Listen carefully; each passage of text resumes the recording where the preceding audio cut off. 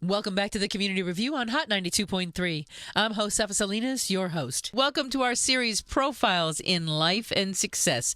The 2011 version of it. Welcome to the new year as we kick it off, profiling amazing people. An amazing person we are talking to today. He's written a book, Black Business Secrets, 500 Tips, Strategies, and Resources for the African-American Entrepreneur. His name, Dante Lee, and he's on the phone with us this morning. Good morning.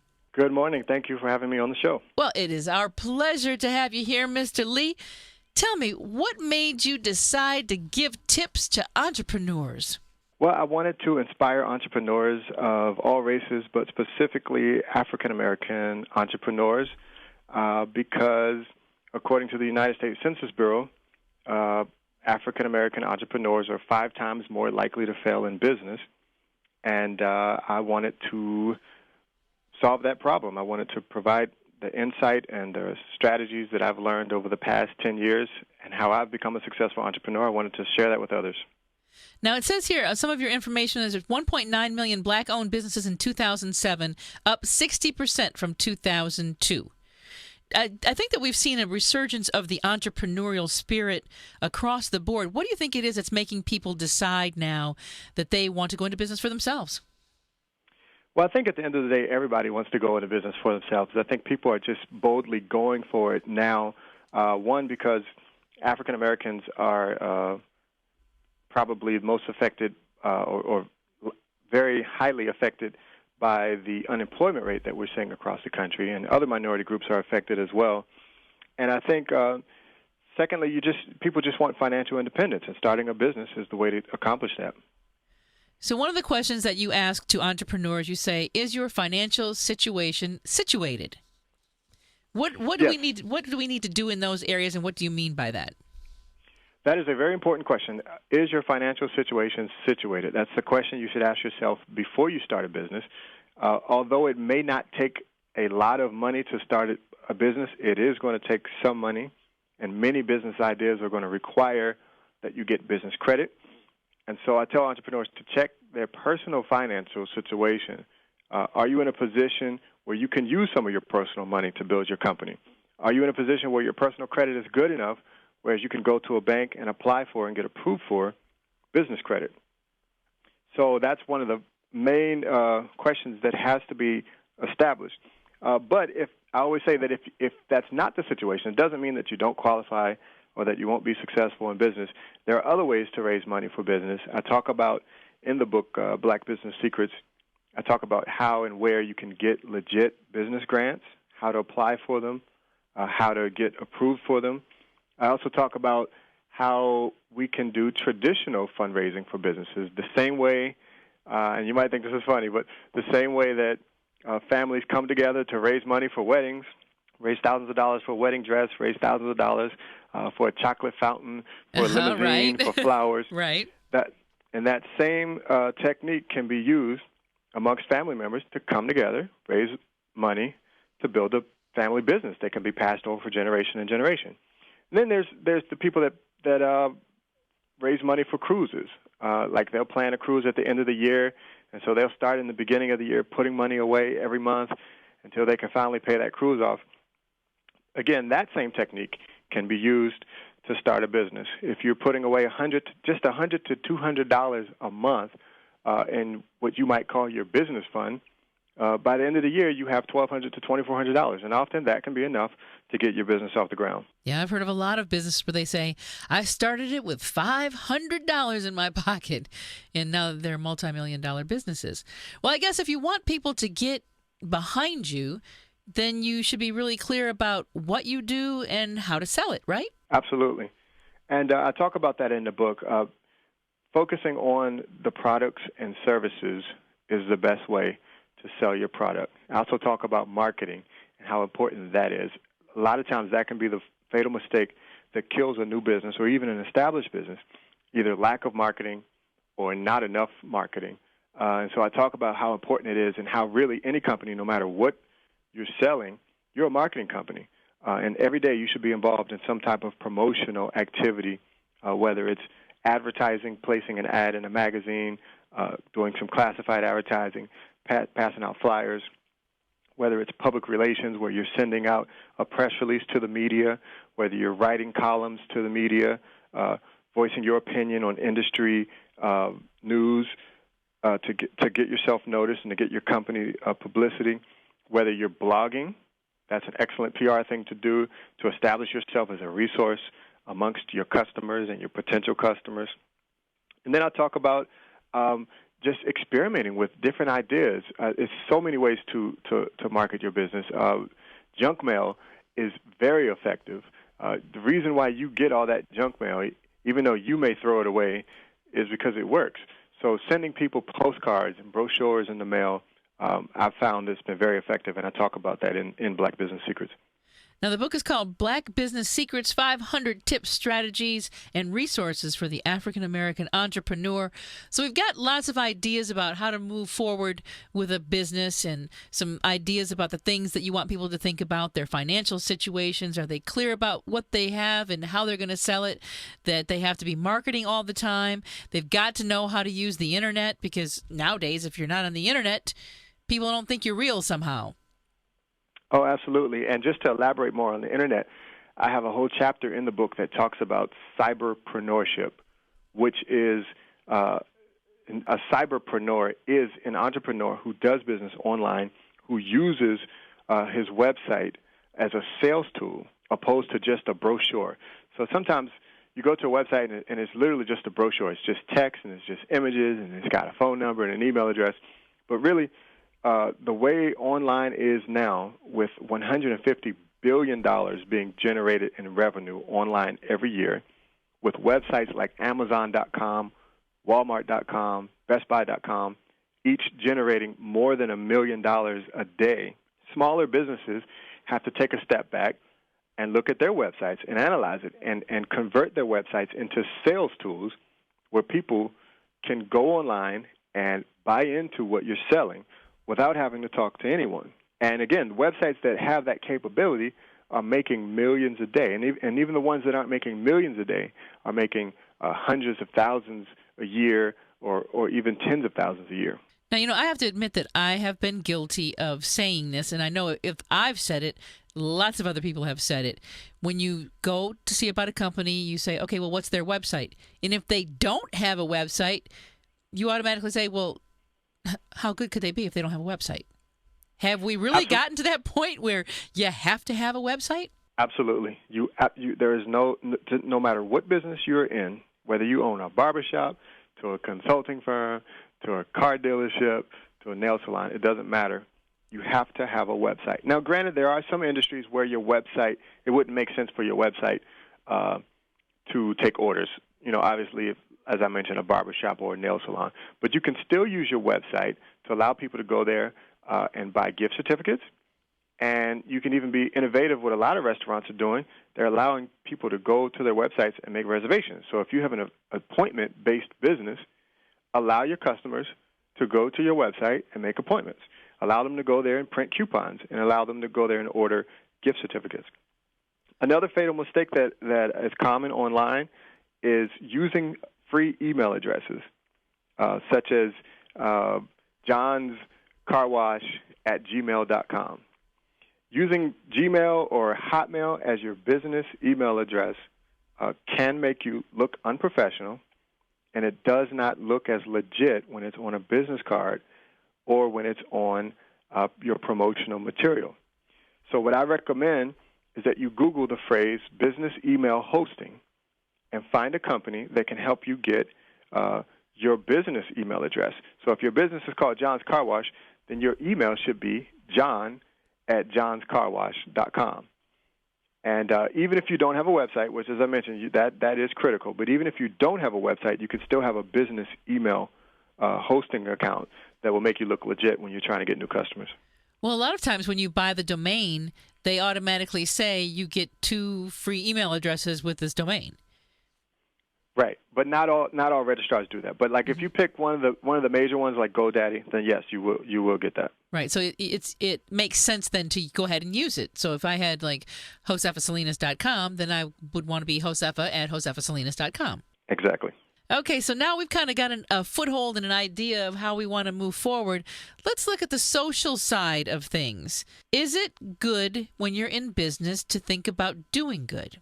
Absolutely. And I talk about in the book how people like Russell Simmons, Jay-Z, Majora Carter, and countless others have decided to use their business to get not just a return on investment, but also a return on impact.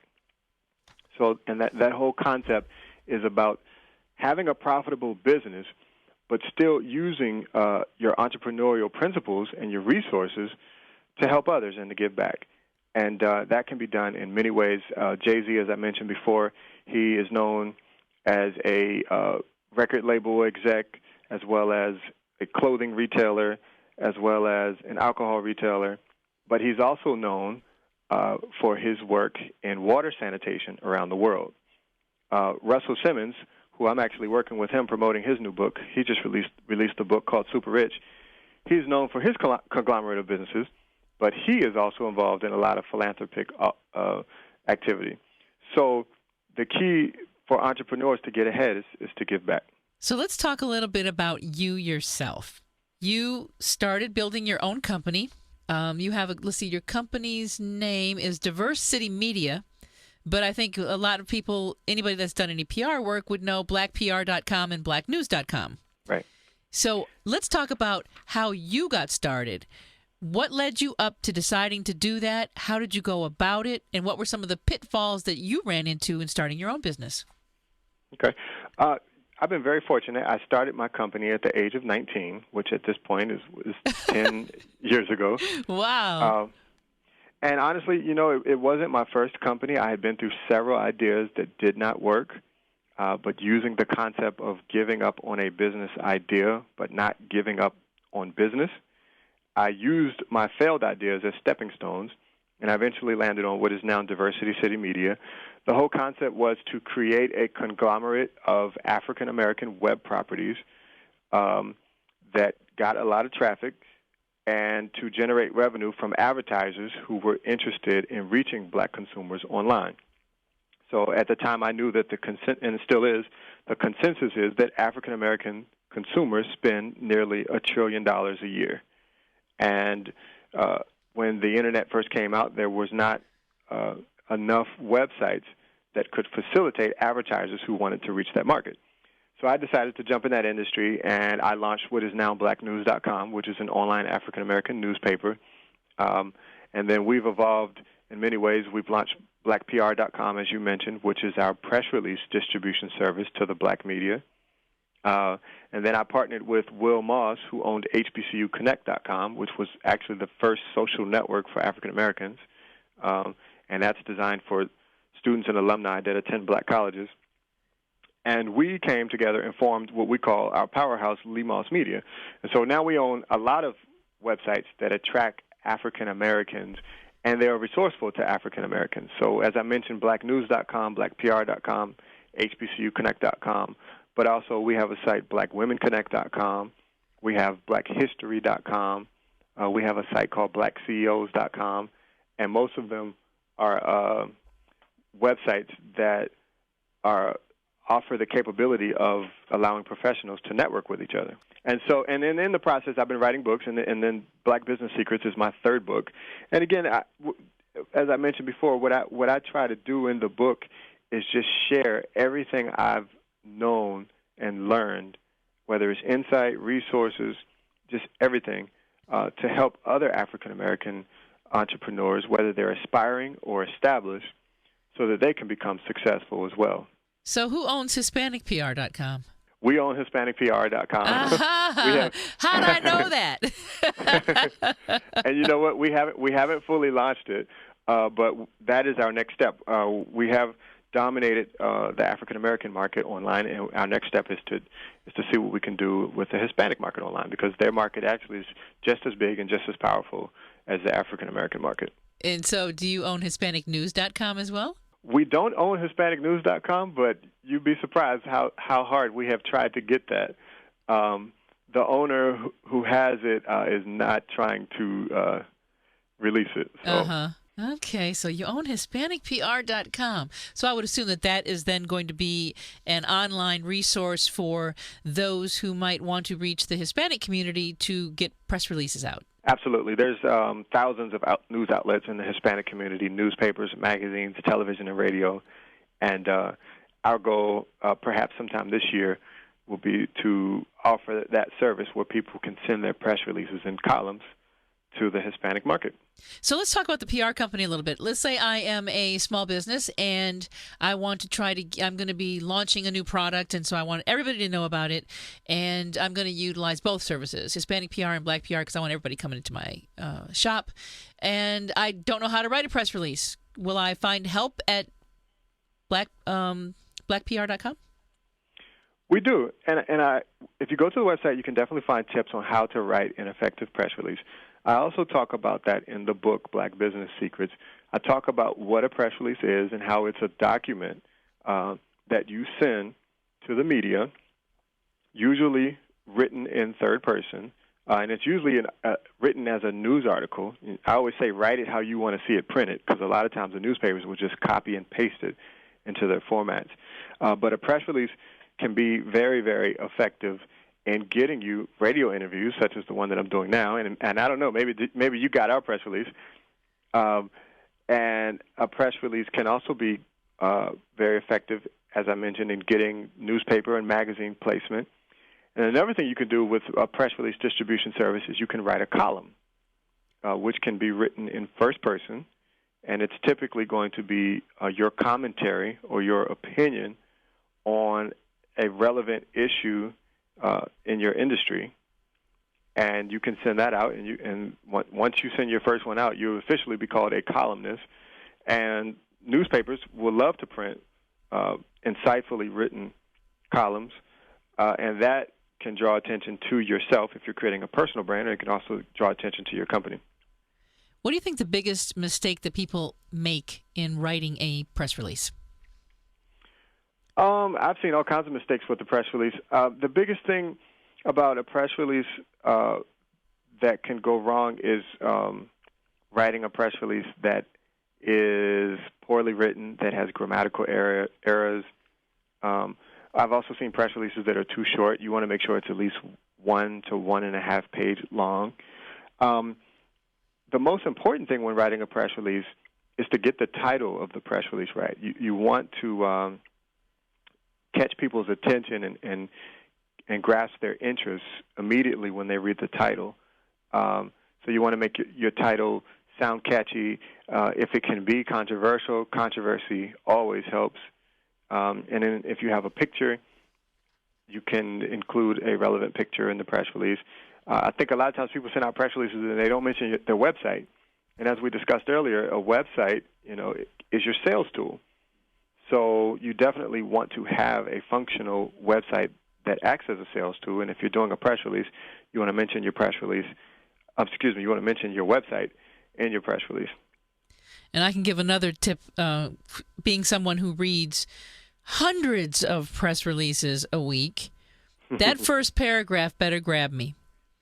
Right. It better be you better have just about everything that I need to know, just in case I don't read any further. I better know who it is, what it is, where it is, and why it is in that first paragraph, and then explain the rest of it. And people I don't think people take enough time. I've read press releases where you're like 4 paragraphs in and you're like, you want to yank your eyes out. You're sitting there going, oh my God, get to the point. What do you want me to know? I'm 3 paragraphs in and I still don't know what it is you're trying to get me to come to do, to see, to buy. That's not good. Well, one mistake people make is some people think that a press release is a bio about themselves, or bio or company profile or summary. It's not that. A press release is a story. It has to be a news article with an angle that it's reporting on some type of development. So if you have a new book out, that's what your press release should be about. You're releasing your new book. If you have a speaking engagement upcoming, then your press release should be about that. If you just opened a new office, or you're offering a new service, or you opened a new business, or you just brought on a certain or maybe you have a comedy club and you have a celebrity that's coming to your club to perform, then that would be the angle of your press release. But if you had a comedy club, you wouldn't just want to send a press release that's just telling where you're located, what your prices are, when you started, who's the founder. That can be a part of your press release, but it shouldn't be the main purpose of your press release. Yeah, I think a lot of times people just like to see their name on something written, and so they put all these people up front that don't have any business up front and lose the whole sight of what the purpose of the press release is, unless it is about a person. But anyways, that's just one of my little pet peeves about press releases for all of you out there who continually send them to me. Please make sure you start doing them right. And blackpr.com, blacknews.com, some great, incredible places to go if that is the market that you are trying to reach. And the book, if you want to move forward in 2011, I keep saying it is the year of change. Black Business Secrets, 500 Tips, Strategies, and Resources for the African-American Entrepreneur, or basically, I'm telling you, for any entrepreneur. Pick this book up and read it. There are some tips in here and some strategies from a man who started this amazing company at 19. You've had it for 10 years now. And you also own HispanicPR.com. That'll be coming out this year.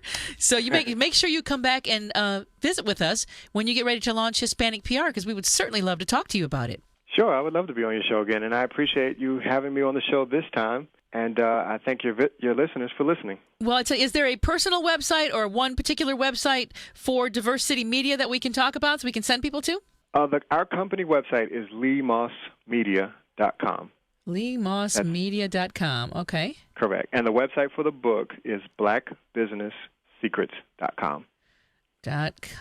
Very good. And by the way, the book is only $10. It's a very reasonably priced 300-page book. And again, it has 500 secrets. I promise you, you will learn something in this book that you did not know before. And then the other things that you did know will be great reminders for you. Great reminders, brush-ups, or, oh, yeah, I forgot about doing that. Right, well, exactly. Dante, it's been a pleasure talking with you. Continued success. I'll make sure that the links to leemossmedia.com and blackbusinesssecrets.com are up on my webpage, along with blackpr.com and blacknews.com, and I look forward to adding hispanicpr.com to the list of resources for my listeners. And thank you for being such an incredible profile in life and success. Oh, thank you. I'm very grateful to your comments. What an amazing lineup today. Don't forget, we started out the hour with yournovel.com. I'm giving you the opportunity to do something very special for your loved one for Valentine's Day. Go to my webpage at hot923.com, keyword Josefa, for all the details. Look under this week's show. All the details will be there. Thanks to Bob Johnson and LA Works, and then Dante Lee, LeeMossMedia.com.